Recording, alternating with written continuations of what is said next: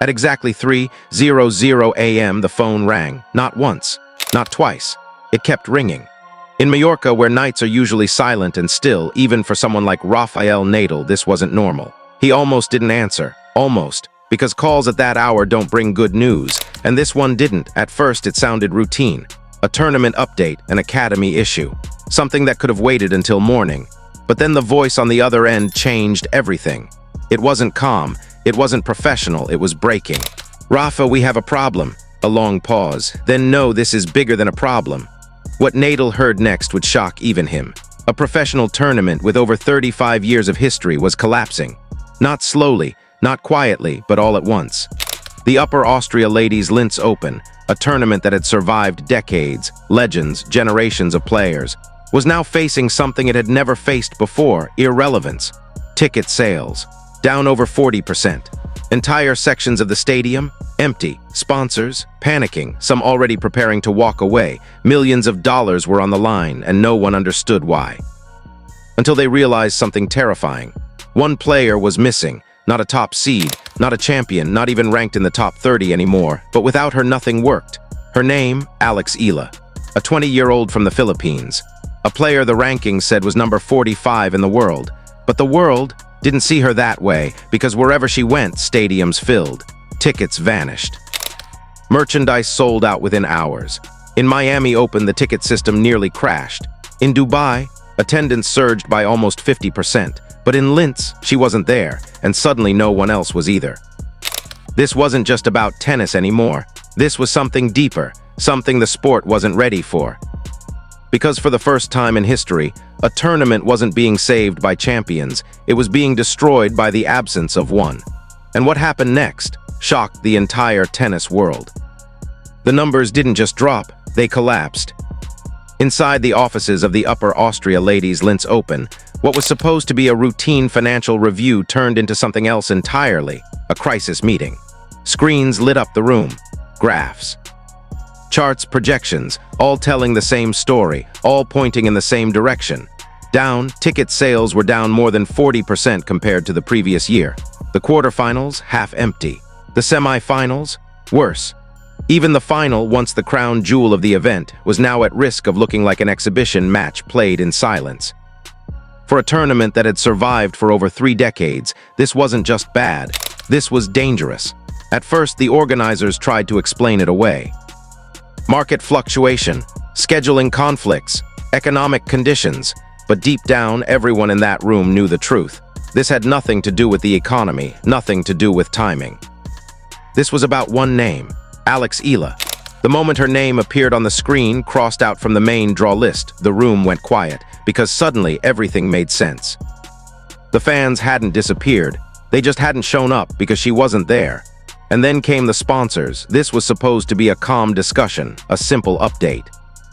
A routine conversation about returns and expectations.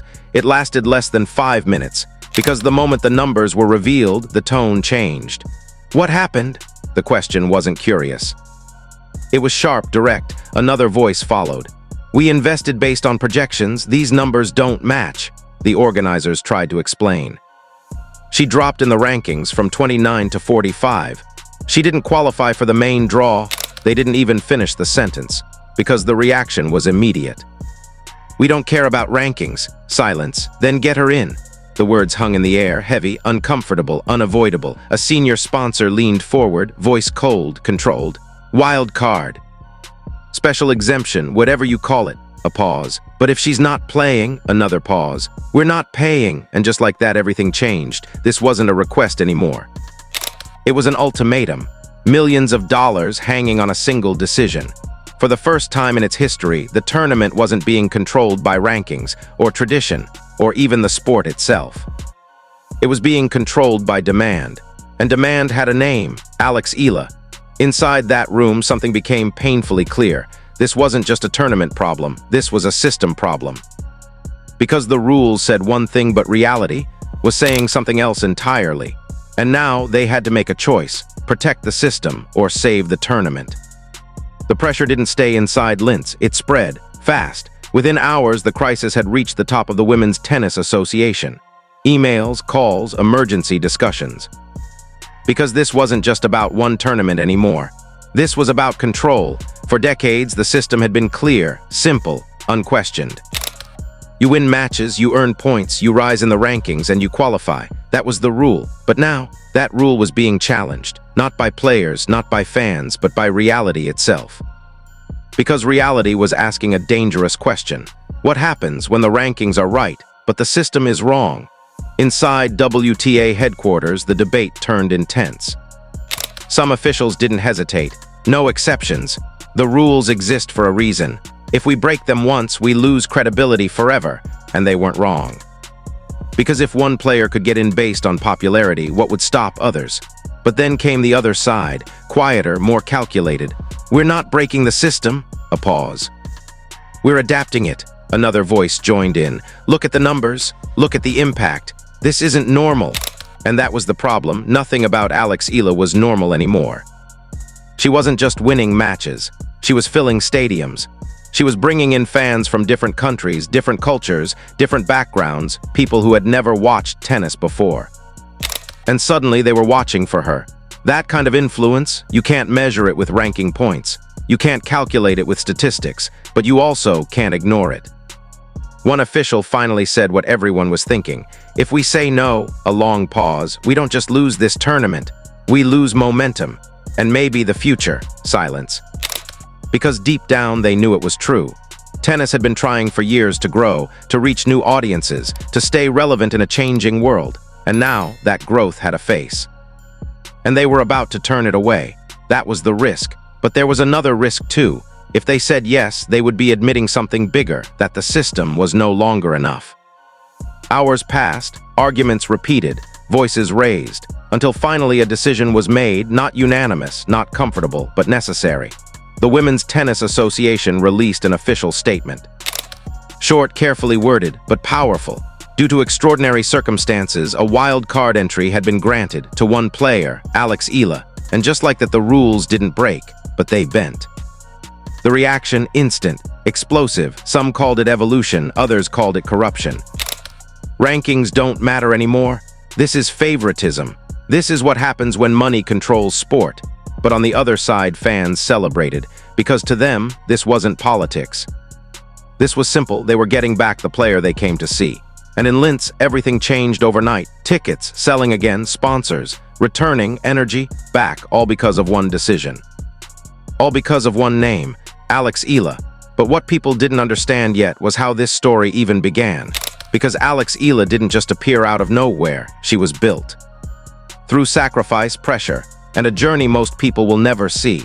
And that journey is where the real story begins. Before the sold-out stadiums, before the headlines, before the controversy, there was just a girl. A young girl from Manila holding a tennis racket that felt just a little too big for her hands. No spotlight, no global attention, no guarantees, just a dream. Because where Alex Eala came from, tennis wasn't the obvious path. It wasn't the sport everyone played. It wasn't the system built to produce champions. There were no packed academies on every corner, no massive infrastructure, no easy road to the top. What there was sacrifice, long hours, early mornings, endless repetition, and a belief that didn't make sense to most people. Because dreaming of becoming a global tennis star from the Philippines, that wasn't just unlikely. It was almost impossible, but almost was enough. Her family understood what this journey would cost. Distance, time, comfort, everything familiar would have to be left behind. And so, at an age when most kids are still figuring out who they are, she made a decision that would change her life. She left home, not for a vacation, not for a short training camp, but for something bigger, a one-way commitment to chase something uncertain. She arrived in Spain, at the Rafa Nadal Academy, a place known for discipline, for structure, for building champions. And led by one of the greatest to ever play the game, Rafael Nadal.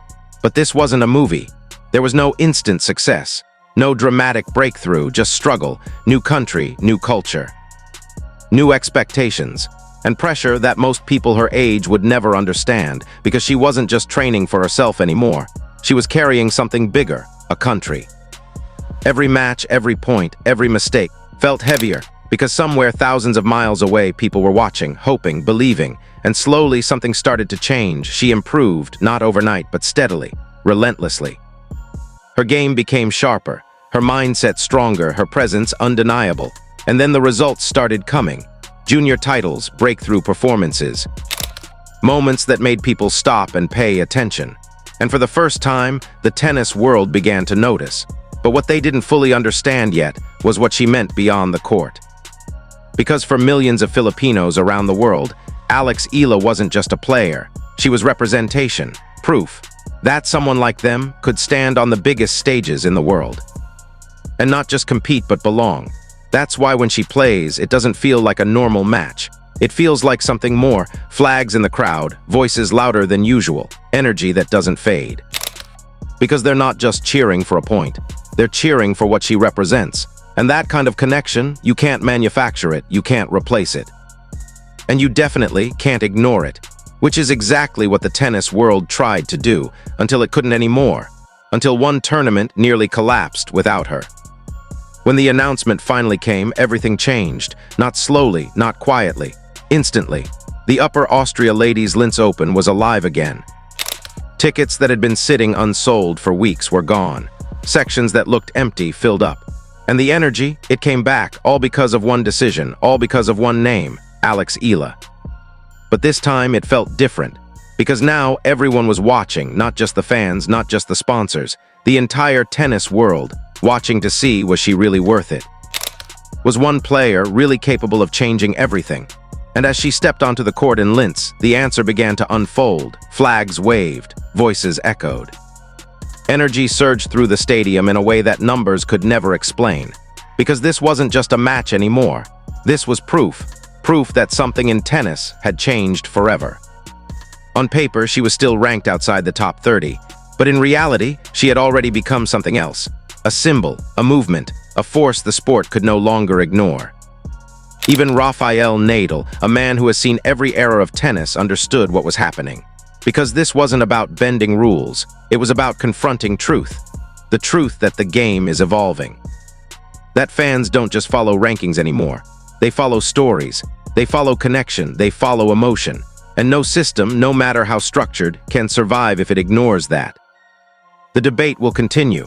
Some will say the decision was wrong, others will say it saved the tournament.